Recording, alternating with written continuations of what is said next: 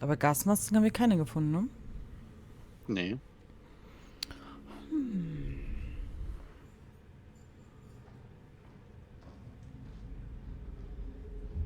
War beim Funkgerät.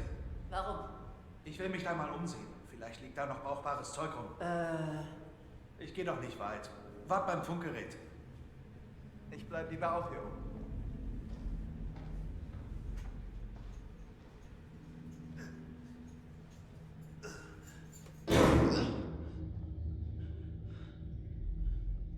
Wieso muss jetzt nicht danach gehen?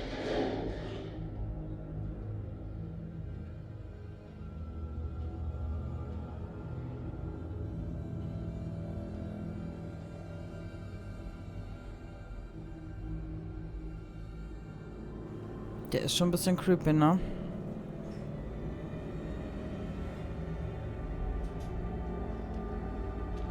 Oh, ich hatte wieder dieses Atemspiel. Mhm. Ich guck dir gerade zu. Chris, komm her!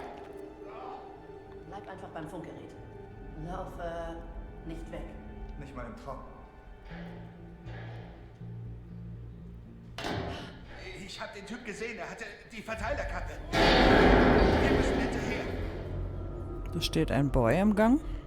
Das war der Kurator. Zum Hut. Mhm. Und Mantel und Hut habe ich nur gesehen. Kann er dann nicht schneller? Tut mir leid.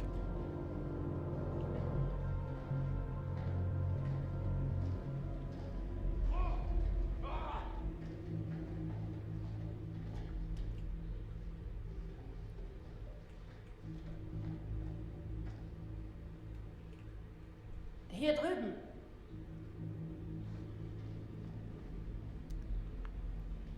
Das war wohl das Geräusch eben.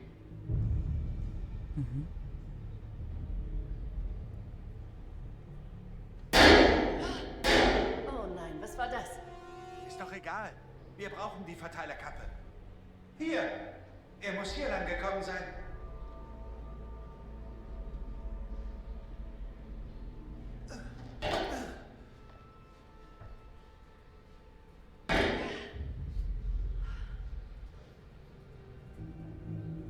Heilige Scheiße. Sieh dir das an.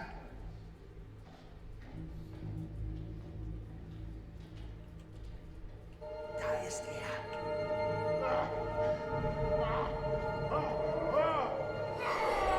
Glaubst du, wir schaffen es darüber? No. Glaube ich auch nicht.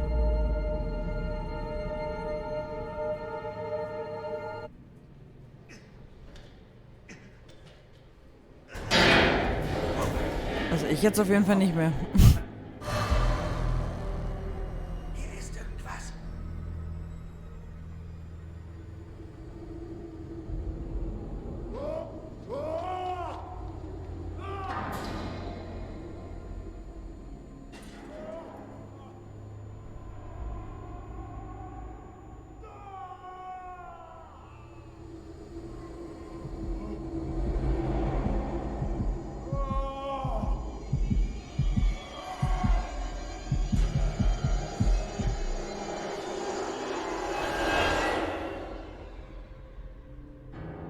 Diesen Sprung werde ich nicht schaffen, Alex. Ich muss einen anderen Weg finden.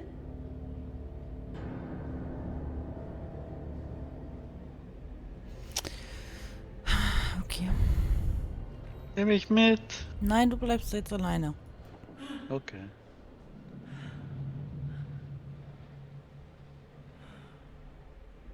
Ich bin jetzt mal in der frischen Luft. Ruhiger Seegang.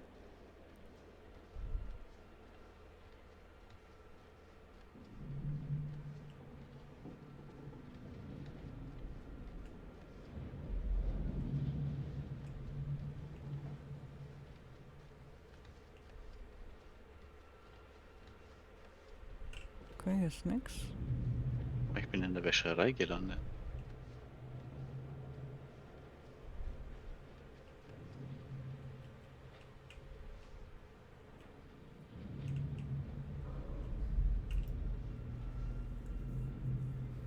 Bin ich denn hier?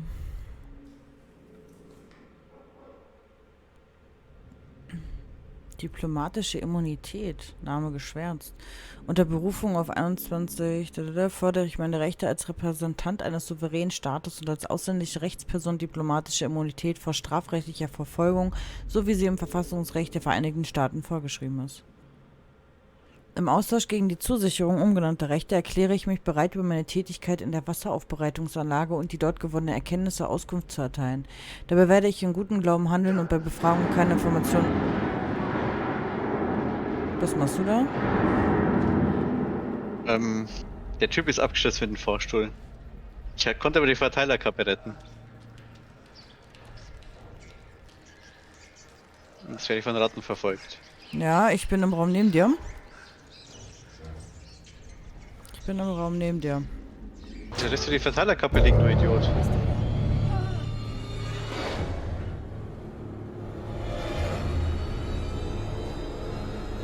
Was? Wer sind Sie? Hey, was zur Hölle ist los mit dir?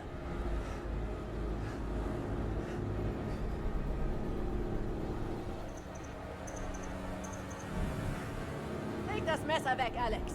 Das ist dein Befehl.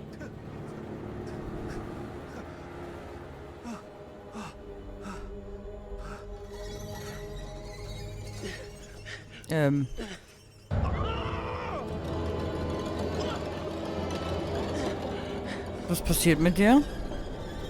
Ich habe eine Ratte in mir. Alex, du musst mir kurz zuhören, okay? Hier stimmt was nicht, also bleib ganz ruhig.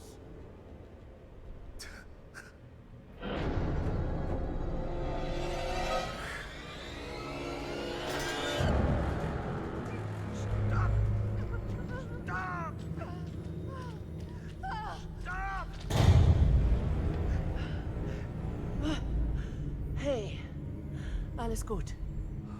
Oh Gott. Oh Gott. Fliss. Okay, er spricht mit dem Geist. Ist gar nicht da bei mir. Hab dich. Nee? Ich bin etwas verwirrt. Nur ein bisschen. Ich konnte entweder dich abstechen oder die Ratte in mir. Ich habe aber gar nichts getan. Ja, und ich, ja, hab versucht dir klarzumachen, dass ich bin und du keine Ratte in dir hast.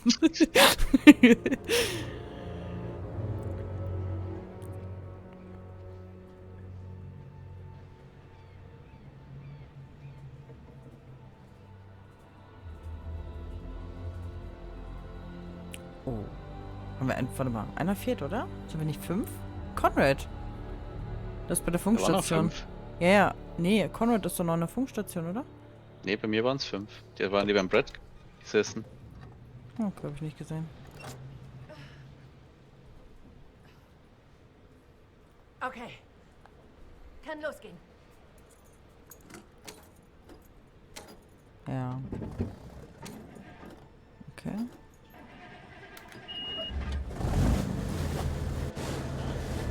Okay.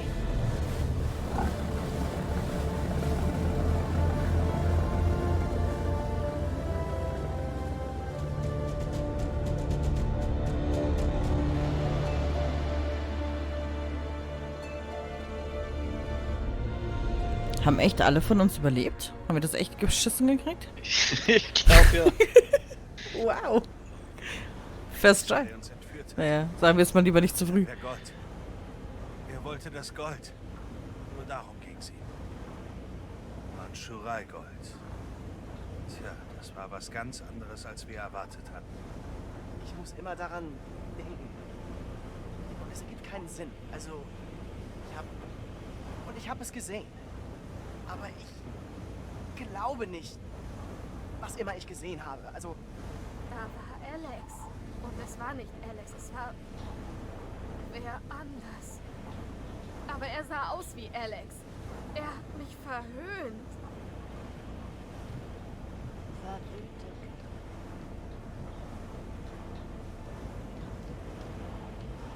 So, hat hier noch jemand Durst auf ein kühles Blondes? Kommt schon. Yeah.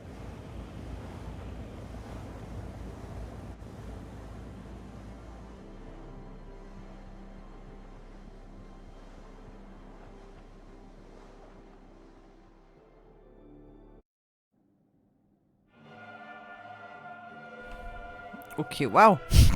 Das war schnell. Ich habe alle überlebt. Ja, ne?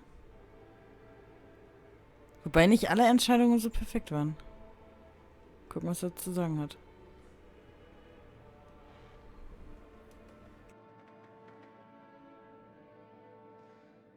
Herzlichen Glückwunsch. Alle Passagiere sind noch am Leben und das ist doch was. Schätze ich. Es wurde ganz schön heftig, aber Alex behielt die Nerven. Gut gemacht, Alex. Und Sie auch. Alles dreht sich um Entscheidungen, nicht wahr? Entscheidungen in Eile, in Panik. Gefällt mit dem Herzen statt mit dem Kopf. Oder umgekehrt? Manchmal haben diese Entscheidungen erst sehr viel später Konsequenzen. Aber es gibt Konsequenzen. Es gibt immer Konsequenzen.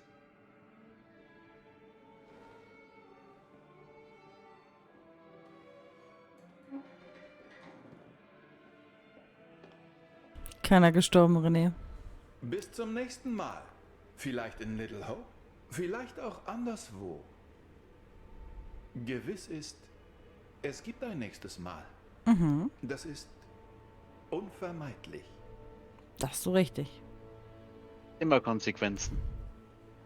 Tatsächlich haben wir geschafft, dass alle überleben. Witzigerweise.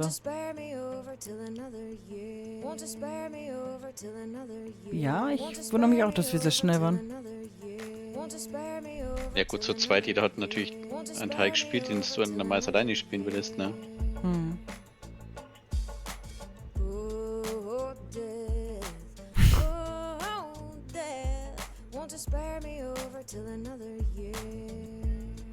Sie kommt mir so bekannt vor. Also nicht vom Intro, sondern... Everybody's looking, trying to find a way out. See them seeing every day what this world's all about. You're realizing that it's hard, you're trying to pick the right path. There's poor people, poor streets inside the neighborhood mass. Bearing scars of the past, they keep trying to escape. Klug und smart. In their eyes, these are the tears of our fate. All these numbers of our lives that we keep trying to equate. They got us living every day. We're in search of that gate. Pray. Oh, death. Oh, death. Won't you spare me over till another year?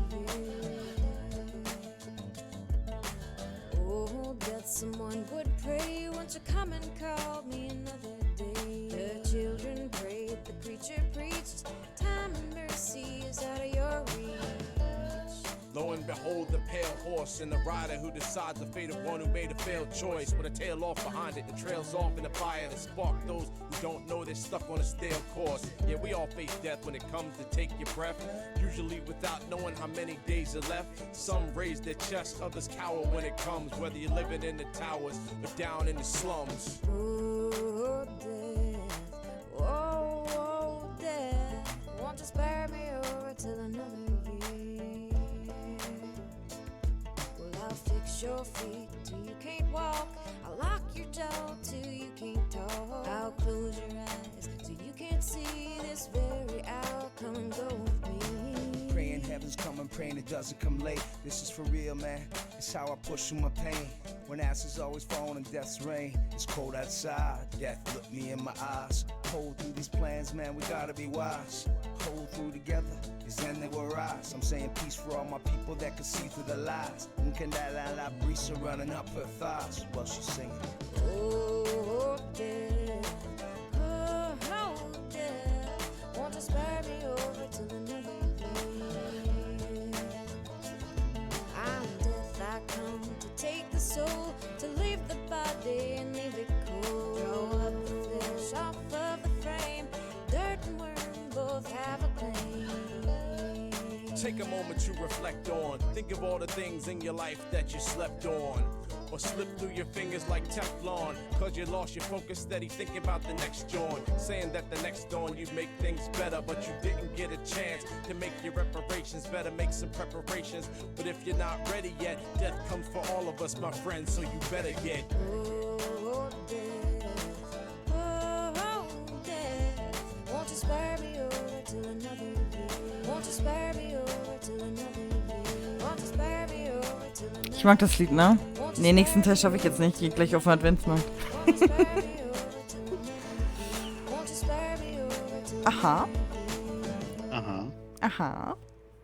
Dann gucke ich mal, ob ich Fotos mache für euch dann. Jetzt haben wir auch einen Glühwein und einen Lebkuchen, ne? Natürlich. Lebkuchen esse ich nicht, aber Glühwein ja.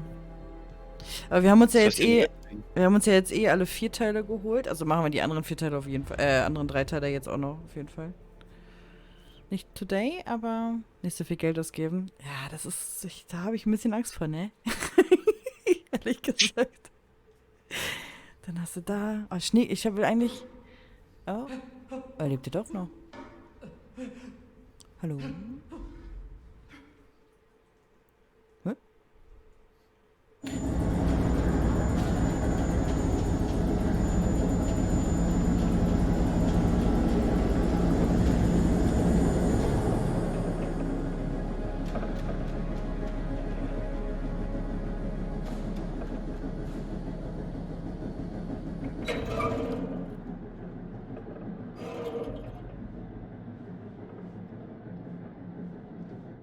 Das Ding hat also von allein ein SOS gesendet. Ist wohl ein echtes Geisterschiff, was?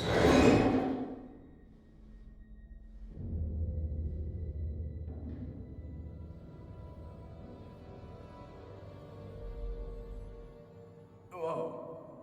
Was zur Hölle ist das?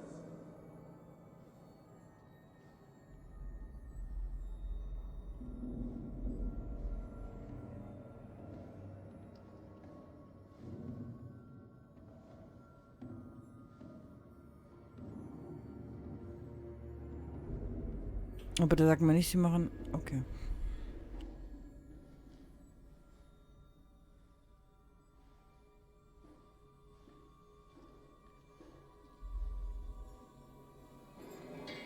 Was zum Teufel?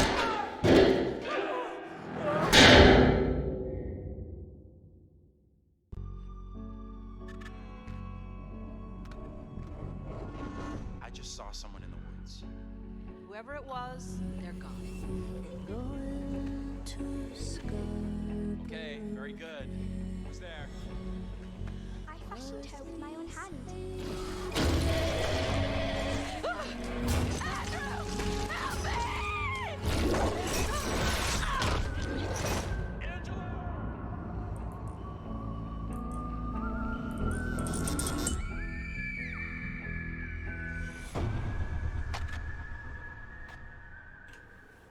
Okay, der Hope wird der witzig im Wald, ne? Ich kenne die Bis anderen. 2020 müssen wir nur warten. Ja. Ich kenne die anderen Teile halt auch gar nicht, ne? Also ich bin da nur gespoilert, was das angeht. Aber das sieht ja interessant aus.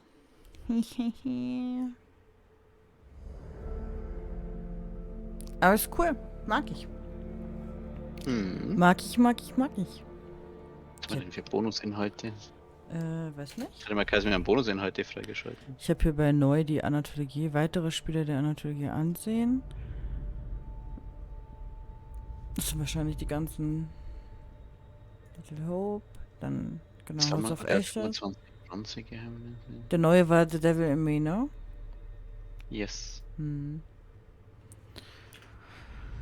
Ja, habe ich gestern alles gedownloadet. Bonusinhalte. Wir haben leider nicht alle Nicht? gefunden.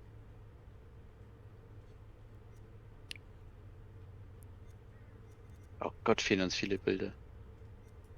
Also Geheimnisse der Medan, Teil 1 und 2 ist bei mir gar nicht freigeschaltet, aber... Achso, wenn man alle 25 Points... Okay. Also wir haben jede Menge nicht gefunden. Horror anthology is much loved and has an established pedigree across all forms of entertainment.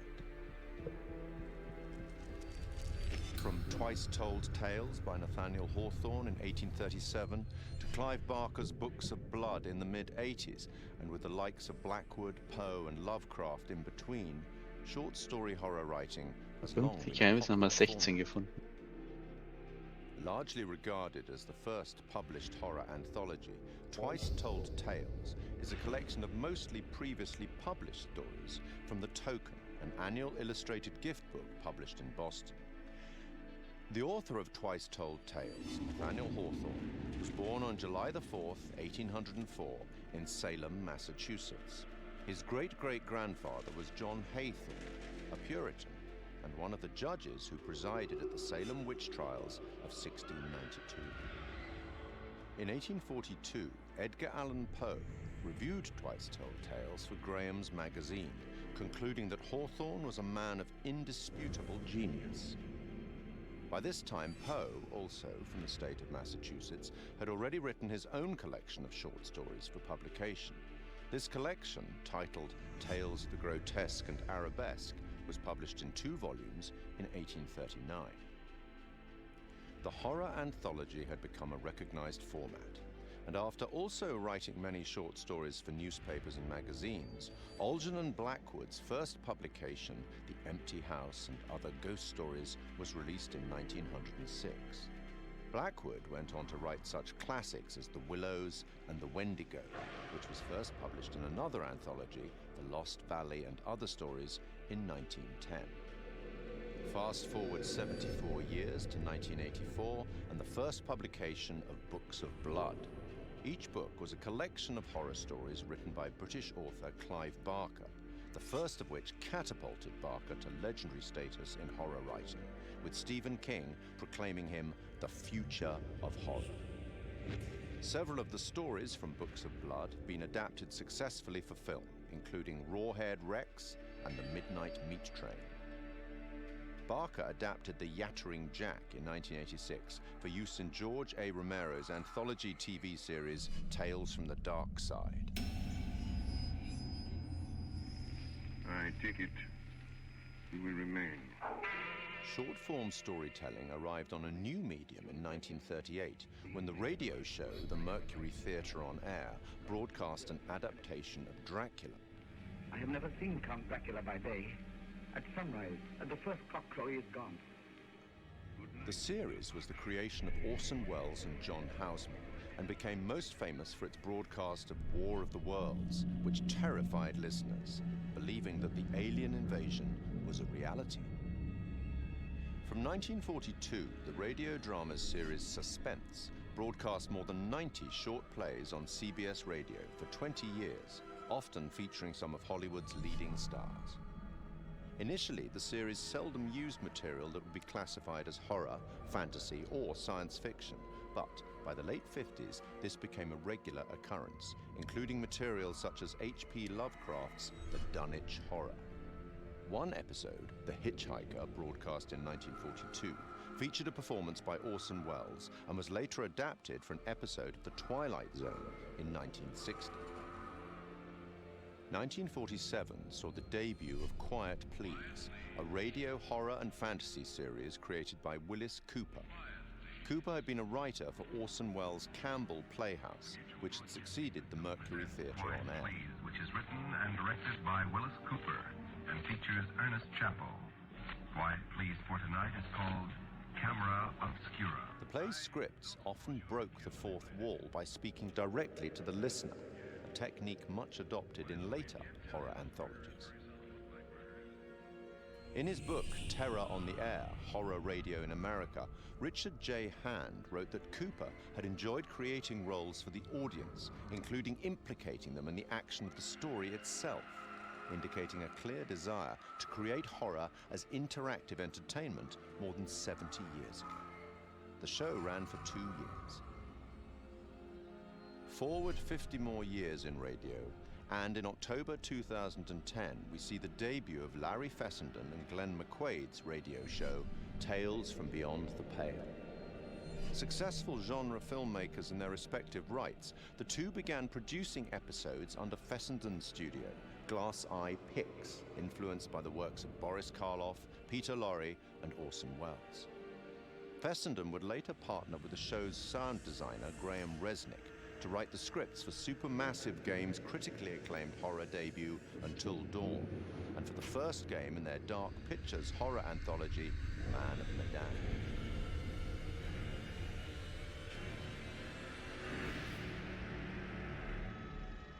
In film and TV, short-format horror has been successfully represented many times since The Twilight Zone in 1959.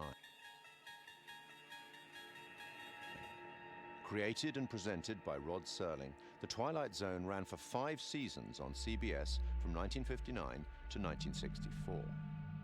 Each show was a standalone story featuring characters faced by surreal and often disturbing events. Serling's introductions and conclusions to each show summarized the story and provided some justification for the events and, often, the moral of the story. In 2016, Rolling Stone placed The Twilight Zone at number 7 in its list of the greatest shows of all time. The 1972 film Tales from the Crypt is highly regarded by fans of the genre. Starring Peter Cushing and Joan Collins and featuring Ralph Richardson as the Crypt Keeper, it is an anthology film based on stories from EC Comics and one of several Amicus horror anthologies produced in that decade. And in 1989, HBO launched a horror anthology series under the same name, also based on EC Comics, which ran until July 1996. 1982 saw the release of Creepshow, a dark comic horror anthology film directed by George A. Romero. Influenced by and a homage to the material from the EC and DC comics of the 1950s, its entirely original material was written by Stephen King, and it is a somewhat tongue-in-cheek expression of the horror genre. 25 years on, and in 2007, Trick or Treat presents another set of horror shorts as a dark comedy horror anthology film. And then, in 2012, a very different anthology film with a very different tone, VHS. Created by Brad Miska and Bloody Disgusting, an American horror genre website and film production company, VHS is a much darker horror anthology film. Comprising 6 short horror stories and linked by a found footage theme, 2 of the stories, Second Honeymoon and Tuesday the 17th, were written and directed by Ty West and Glenn McQuaid. Other examples in film and TV that are more than worthy of mention are Roger Corman's 1962 anthology, Tales of Terror, based on 3 Edgar Allan Poe short stories and featuring Peter Lorre, Vincent Price, and Basil Rathbone. The 1963 Italian horror anthology, Black Sabbath, narrated by Boris Karloff. The TV series Night Gallery, a spiritual successor to, or certainly a close relative of, The Twilight Zone, fronted again by Rod Serling and focusing more directly on horror, which ran from 1969 to 1973. Stephen King's Cat's Eye of 1985. John Carpenter's 1993 film Body Bags, featuring the likes of Sam Raimi, Wes Craven and Mark Hamill, and Southbound, a 2016 road trip horror anthology by a number of the collaborators on VHS. From written fiction through radio, cinema, and TV, and now video games, horror anthology is a format that both creators and horror fans enjoy. And it's a format that has existed for almost 200 years. Long may it continue. Manche davon kannte ich gar nicht, ne? Aber ich glaube, weil die einfach auch zu alt sind, dass ich die kennen könnte.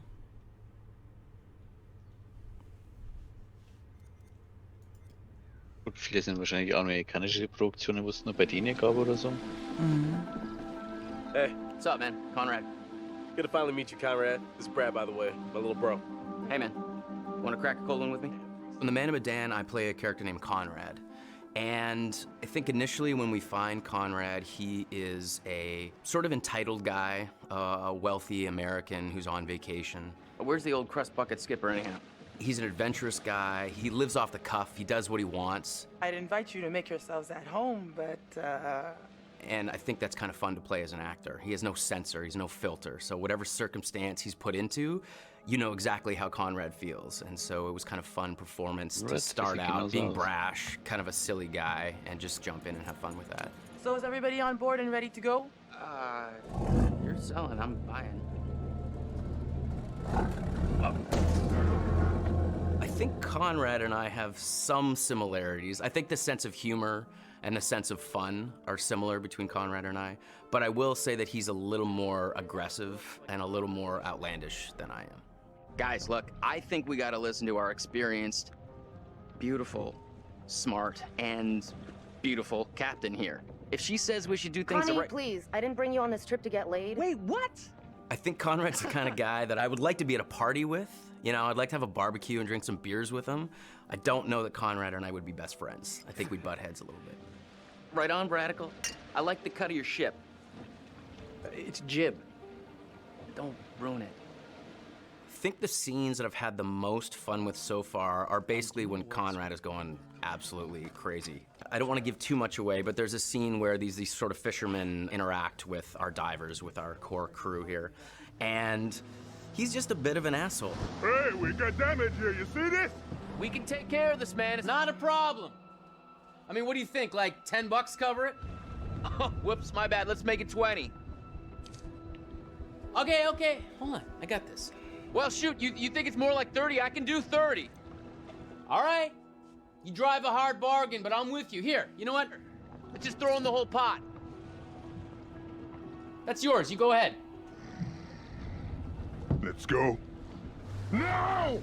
He's just got an attitude. He's brash. These people are messing with his group, and he just kind of lets loose and talks trash to them.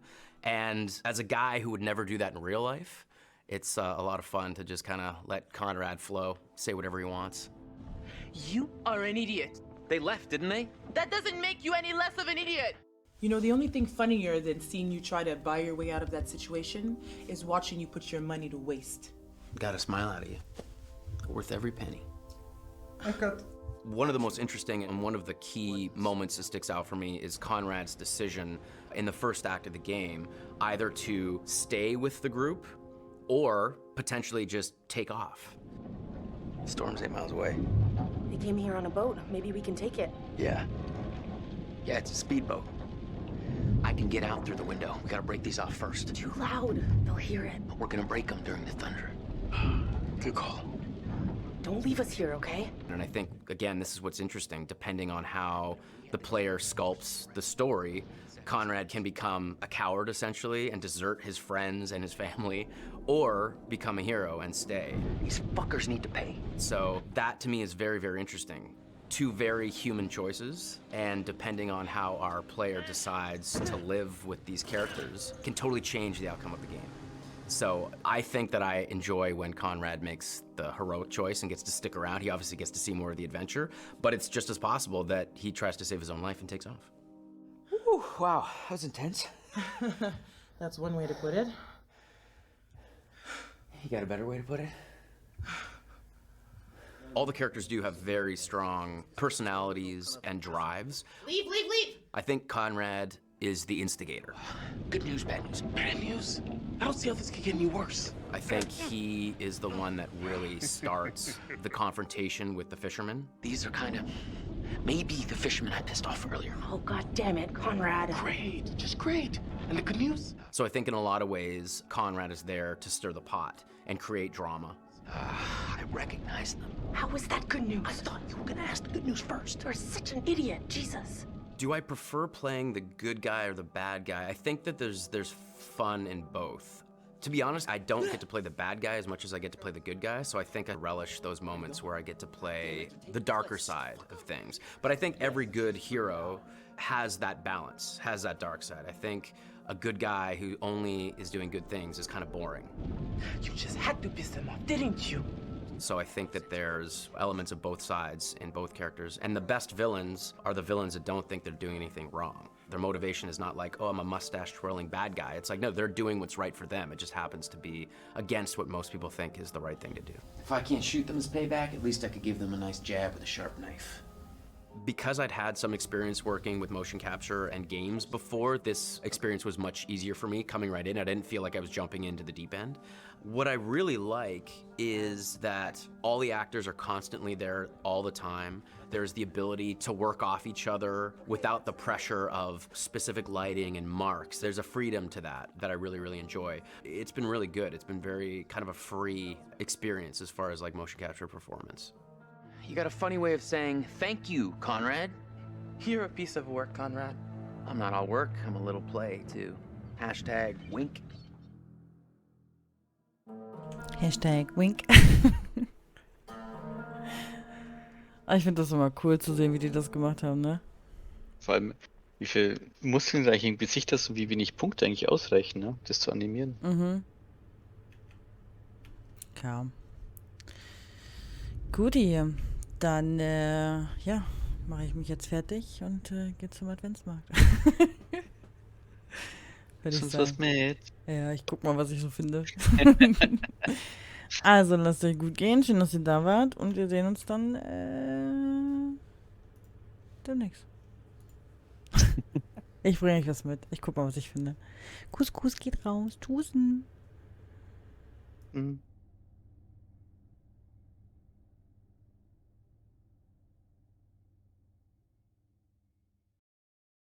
Hold it. Hold it. Won't you spare me over till another?